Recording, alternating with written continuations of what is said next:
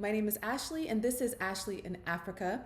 Welcome to my channel where I talk about traveling, moving, and doing business on the continent of Africa. If that sounds good and interesting to you, please subscribe to my channel and hit the notification bell when I post new content. You'll get an update, a notification to your phone, and be able to share in all of this good energy that I'm giving y'all today. Okay? How y'all doing? I hope you're well. I hope you're living life to its fullest and walking in your abundance. Today, I am going to tell you how I lived in luxury, honey, in Africa with my two girls, a family of three, on 2,500 US dollars a month. I know. For folks on the continent, this is a lot of money. It is. I'm just going to be like straight up and put that out there. For my diasporans in the UK and the US, y'all are like, that's nothing. And so here are the disparities when we're talking about money and we're talking about value of money and what that looks like in the West versus on the continent. So I want to start this off by giving what's the word I'm looking for?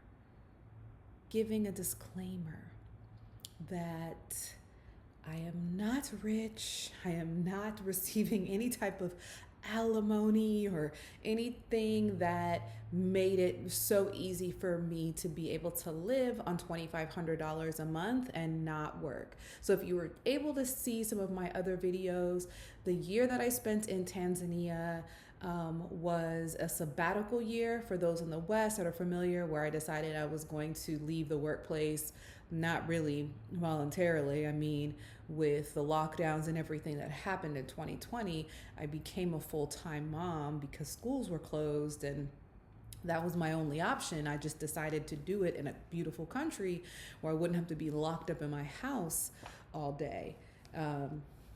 So this is money that I had saved strategically for retirement or, just what I thought I would need for the long term and actually ended up needing for my wellness and to step into my fullness. The best investment ever. All right. So I'm going to talk to you how I lived in luxury. Again, a misconception of moving from the West to an African country on the continent, where this perception that there are huts and the internet isn't great and the electricity isn't great and the water is scarce. I mean, I'm not saying that this doesn't exist in rural parts of Africa, but there are many metropolitan cities on the continent of Africa, huge cities with beautiful infrastructure. And I heard about what was going on in the Americas last year in 2020, where there were power outages for days, weeks. Water wasn't available for days, weeks. Some of y'all don't got water now in New Orleans and power. Hello? So I'm just saying, luxury is available on the continent. And I'm going to tell you how I lived in luxury with my two girls on $2,500 a month. So coming from the West, specifically a metropolitan city, Atlanta, which for some is known as being a less expensive option than in LA or New York, I'm here to tell you that wasn't the life that I had. I, had a six-figure paying job and I was making close to $10,000 a month. I don't know where that money went. I know some of it went into my savings and I needed it when it was time, but I was spending well up to maybe $6,000 a month on my own, out of my own pocket, for my lifestyle. I was also partnered and engaged at the time with someone who was spending that probably more. So as a household, we were spending well over $10,000 a month, and we lived well. We did live comfortably, but we didn't live well enough in theory to be able to not work another day. And so I say that because in the West, we work to pay bills. So we work to pay bills, to pay bills, to pay bills, to eventually not work, but we always gonna have those bills. And on the continent, the structure of lifestyle just looks very different. Again, I recognize that we're coming from a place of privilege and being able to earn large lump sums of money because on average in a country like Tanzania, the average income for 1 year is, less than $2,000 a month. For some way less. So I definitely and deeply recognize that privilege.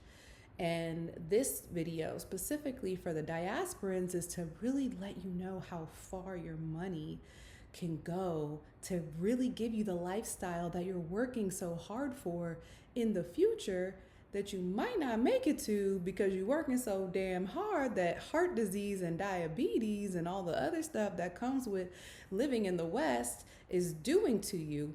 This is an option for you to take sooner so that you don't have to keep working so hard for something that seems unattainable. All right? So I'm going to break this down into a few categories. Some of them I don't necessarily want to speak about on the video, but if you're interested in learning more about things, some things that might cost that I didn't speak of, please email me at ashleyinafrika@gmail.com. I'll put my email in the description. I'll be happy to answer any simple questions quickly, and if they require a little bit more in-depth conversation or some deep planning, I'm happy to do that with you one-on-one, and we'll send you over what my rates look like in relation to helping you create a financial plan for the future that you promised yourself. Cool. So to start off, the biggest expense that I had in Tanzania was my rent. Now, I lived in a beautiful home, brand new, 4 bedrooms, 3 bathrooms, an entire servant quarter, ACs, okay, yes, beautiful kitchen, and I paid $475 US. That's right. Yes, that's right. I've never paid less than $700 for rent in my life, and I was living in a studio apartment in Tallahassee, Florida with that amount. And actually, that was $750 a month. Okay? So my rent was $475 a month. In many parts of Africa, specifically in Tanzania, rental requirements are often looked at as an upfront cost. So you may have to pay 3 to 6 months up front. So you absolutely have to be prepared for that. But when I break it down over the month, it was about $475 a month. But if you're paying that up in 6 months, that's done. You don't have to worry about it. It frees up any residual income that you have coming in the following months for other things like utilities, internet, water, which I would say if I'm grouping that into my rental cost, $675 a month, all in. Me using my air conditioning regularly, having high-speed internet throughout my home with several devices being able to be attached. Like I said, I have 2 young girls, so we had laptops, we had iPads, we had cell phones, and we had a television, and we streamed all of our content. And that was in Tanzania, Africa. Yes, we had fantastic internet and internet speeds. The company that I used, I don't necessarily want to recommend because they're not giving me a check, but I'm happy to share with you if you want to send me an email and we can look at some options for you. But there are options out there, so do your research. There's great internet access on the continent of Africa. I'm speaking specifically for Tanzania and also Kenya and also Rwanda and also South Africa. There's internet, guys. All right, so the next major cost was transportation. So I did not drive. I actually had a driver for the majority of our stay, a little bit over 6 months, and I was paying a lot for him. We were working together probably 6 days a week, and full days were about 7 to 10 hours. Some days weren't that much. Most days weren't that much, but in the beginning, when we were getting settled, getting moved in, getting furniture, getting familiar with the city, we were having full days, and I was spending a lot of money with him in hindsight. Um, however, I do recommend that in the beginning, because as a diasporan, you really, really, again, need to connect with the locals and build relationships with people that are going to show you around, give you the lay of the land. Yes, they may charge you more as a foreigner, and I look at that as the opportunity cost of doing business in on the continent, um, as long as there's honesty and integrity. So my personal experience, I was made aware that I was being overcharged, and I was fine with it because I understood my position and my value in the city and where I was coming from, and the humility that I needed to enter within the patients, because the driver that I was working with was not only providing me with a service, he was educating me. And it was all good until he started lying and being shady. I don't do that. Be honest. We can work together as long as we're honest with each other. But once integrity is compromised, if I can't trust you with myself and my children, and you know where I live, listen, there's no deal. So I spent a lot of money, as I mentioned in the beginning, well worth it. I would do it all over again. And I understand what that looks like. I'd say even as a solo woman, I still felt safe. I never felt unsafe. I just, again, maybe it's a defense mechanism, but for me, I can deal with you as far as I can trust you. And so, let's not lie to each other if we're in business together. That's just my rule. And so he lost a great client, but what that did for me was created an opportunity to be a lot more open to other modes of transportation, to connect with other people in my neighborhood. I had a great friend in my Bajaji driver and a great friend in my Boda driver. So if you're not familiar with a Bajaji, they're relevant all across the continent of Africa, and also in places in India. They're like 3-wheeled vehicles, 1 wheel in the front, 2 wheels in the back, and they're covered. They navigate traffic typically the same as a vehicle, as a car. Sometimes they go on the side of the road. Sometimes you can get through traffic with them a little faster, most times not. The easiest, probably cheapest, but also most dangerous way of transportation can be a boda, picky, which is also a motorcycle. They can carry up to a family of 3. We've done it only maybe around the corner to, a local restaurant or to the shop, but we would take those. Often I would take those solo if I was coming from Dar es Salaam port, going to my old neighborhood, which is an hour away, hour and a half, maybe 2-3 hours in traffic. And if there was traffic, I was hopping on a boda. So the blessing in the experience that I had with my driver was that I had to explore alternative options for transportation, which, it worked out. Overall, I'd say my transportation costs on the high end, working with my driver 5-6 days a week, cost me upwards to $600 a month. For me, when I was looking at what I would have been spending in the West for a car, for insurance, I guess gas and maintenance.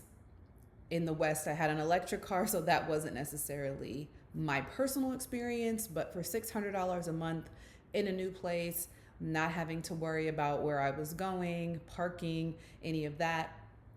It was worth it to me. On the low end, when I started to introduce more options and wasn't going out as much as I was in my first few months, spending $400 a month was a bit more consistent in what it looked like for me if I was going out regularly with my girls, or out on the weekend. So that was our transportation costs. I will say, compared to South Africa, my experience in Tanzania, the transportation was relatively high. So Uber app does exist, a similar app called Bolt, rideshare apps, relatively available. And I also didn't live in the city specifically, so my travel times would often be 30 to 45 minutes to an hour, depending on the time of day that I was traveling. The next expense for myself and my family were our food costs. Now, when comparing them to the West, it was way inexpensive. Why? Because the food is coming directly from the source. So we weren't spending a lot on manufactured foods outside of some of our favorite foods, which we would get from the grocery stores, which were like our cereals and cookies that I would get for the girls maybe a couple times a month. But overall, we were eating fresh fruits and vegetables from the market and fresh fish, chicken, and beef from our local butcher. And even then, we were probably spending, more than average, because I was going to the grocery store, I'd say a couple times a week. So paper products, different processed manufactured goods, they were a lot more expensive. So I'd say our food costs every month, not including going out to eat, was about $400 a month for a family of 3. That's a week visit to Publix. Okay. So food, entertainment, those expenses were closer to about maybe $350 a month. I regularly like to go out to eat with my girls a couple times a week. We would go to the beach a couple times a week. We would go to a hotel, pool, meet up with friends, let the girls hang out. That would be, an expense as well. But our entertainment budget pretty much stayed around $350 per month. I hope I said per month, not per week. So travel, that was a whole nother bucket of budget. I said in my previous videos, I love a nice trip. I prefer to take a trip once a quarter with my family, once a quarter with myself. So I enjoy experiencing a fabulous trip, and Tanzania is a beautiful place to do that. So we had a week in Zanzibar, we had a week in Arusha, a week in Kilimanjaro with the family. I had another week in Kilimanjaro with some friends.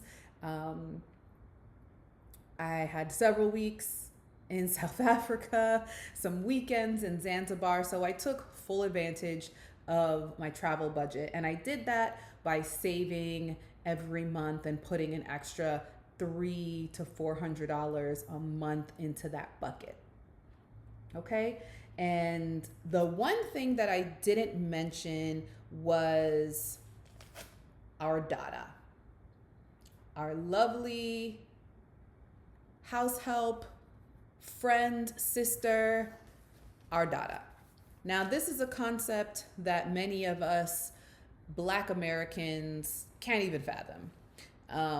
A lot of it is from racial trauma, our historical trauma that we experienced in our history. And so the concept of not having to do it all and being able to afford help for many of us is just out of reach, and it's totally unaffordable. In places like Tanzania, South Africa, Ghana, Kenya, it is regularly affordable. It is abundantly affordable. Even the most modest household mother has help because we are not expected to do it all. And so our affectionate Dada, affectionately known Dada, and Dada is Kiswahili for sister that you may say to your friends or just any woman of similar age range that you love and appreciate. And our Dada cooked and cleaned for us 6 days a week, and she was about $200 US a month. Many of us are like, what? Yeah. And I will say that $200 a month, I hope I'm saying a month. I keep hearing myself say a week, but a month, that is more than double of what someone in that position on average would make in Tanzania. Many people don't pay this role well. However, I paid her what she asked and would provide bonuses based on performance or holidays or whatever. I mean, for me, she was blessing me, blessing my household.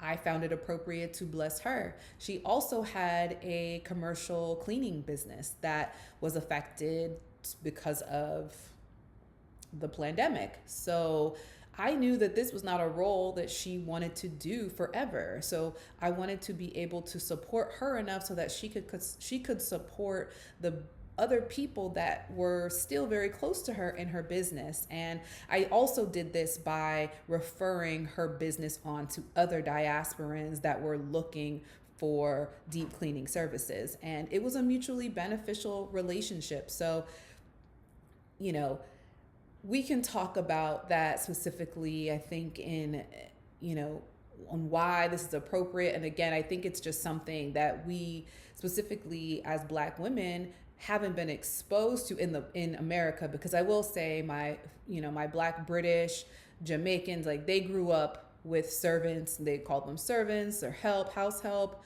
In Tanzania, we called her a Dada, a sister, and it's very well appreciated work. It is honorable work. And as an American that was able to afford her and support her and create that job for her and extend my network so that she could grow her business, I was honored to do that. And she showed up, she showed out daily, took care of me, took care of my girls, and gave us the best chapati of my life. More days than I'm proud of per week. So $200 a month, all in all here, if you're doing the math, which I'm not, well under 2,500 USD per month. The one expense that I did not mention was education. And so my girls attended an international private school in Dar es Salaam, Tanzania. Fantastic education where I'd say for both of them, I had a primary scholar and a middle school, which I don't remember what they call middle school there, but for both of them, I would do my best to pay school fees up front because you would get a discount. For both of their tuitions, I paid about $1,200 US dollars per month. This included transportation, this included their daily meals, and their curriculum. Now, this did not include extracurricular activities, their uniforms, projects, and things like that. But for me, education is a priority. I invest in the education of my children. And, comparably, in the US, this is something that I wouldn't be able to afford, nor would I really want to do, because they would be one of maybe 2 or 3 Black students in the classroom, where here in Dar es Salaam, not only was it affordable, but the principal was Black, the teachers were Black, and all of the students were Black. They were learning Black language, Swahili, French, and excelling far beyond the curriculum of the local private schooling. I'm just saying. So, all in all, the best way to live in luxury in Africa is by doing three things. Budget. You must create a relationship with a local once you touch down, whether that be a driver, whether that be a dada, where you are immersing yourself and familiarizing yourself with not only the culture, but the language and the price of things. One of the first things that I was told to do was I needed to learn the parts of Swahili that related to money. Okay, so I needed to know how much it costs. Shingili gapi, dada. How much does that cost, sister? Right? Whether that was Fkumi, 10,000 shilling. Mbili, 2,000, right? Two. So that was very important. I was able to understand the cost of things and be consistent with that, even if I wasn't with my beloved Tanzanian, right? So budgeting meant knowing how much things cost, knowing how much to ask, and then even negotiating kidogo. Sawa? Yes, I love using my Swahili, y'all. Second thing, living under your means. So I recognize I'm coming in spending well over what it costs to live as a local in Tanzania. But for me, this was living a lifestyle that I was not only familiar with, comfortable with, that allowed me to do what I needed to do to get to the next level as a mother, professionally, to set myself up for success. But I still was living well under my means and able to save money on the continent while I was there, earning a very small income on my investments or whatever things that I still kind of had going on to be able to produce some type of income for myself.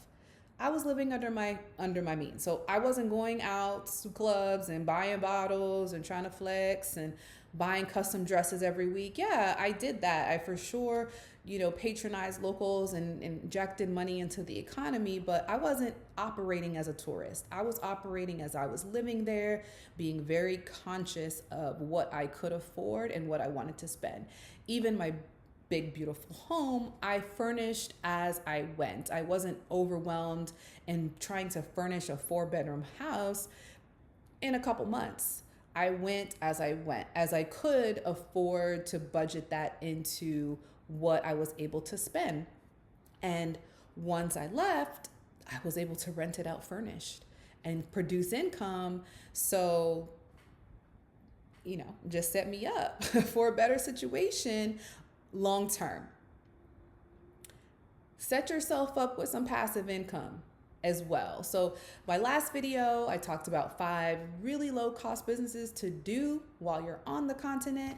If you're there and haven't had a plan, or if you're on your way and you don't have anything. But there are millions of videos on YouTube that teach you how to make $1 in a day. So there are things that you can do to earn money passively while you're asleep, whether that's $5 or $500. It takes time to get there, but having that passive income will afford you the type of lifestyle that you deserve, and that is your inheritance. I'll say this, I recognize that I am a spiritual being having a human experience. And so as I affirm myself in my abundance, understanding that money comes to me easily and frequently, I recognize that I will never experience lack.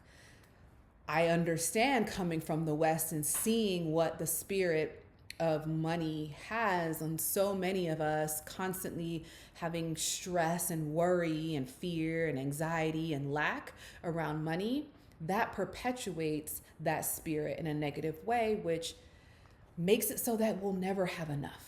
We'll always be wondering and always trying to save more and always trying to get more, ultimately spending more.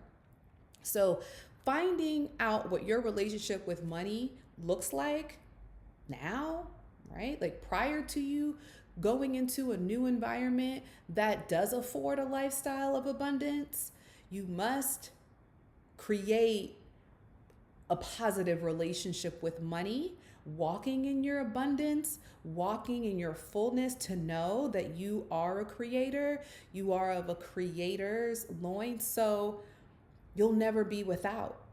That will keep you in a place of abundance and receiving like no other. Faith without works is dead. So, yes, right? Have faith, have work as well. But don't be so concerned about having enough or making enough to get to that lifestyle, because this lifestyle of working ourselves to the bone is affecting our health physically, mentally. We want to get to that lifestyle, right? And we can do that today if we're focused and we're intentional about how we spend and how we budget and how we relate to money. So I hope some of these things are helpful. If you'd like to talk to me specifically about what it would look like for you, yourself, and your family to have a lifestyle of luxury or a lifestyle of just comfort on the continent, I'm happy to work with you. I'll leave my email in the description. It's ashley@africa@gmail, and would love to work with you one-on-one to create a successful plan and what that looks like for your return to the continent. I'm happy to do that. So if this was helpful for you, please be sure to comment on any feedback that you have about what I've shared, and subscribe to my channel to get more information on living, doing business, and traveling to the continent. See you next time.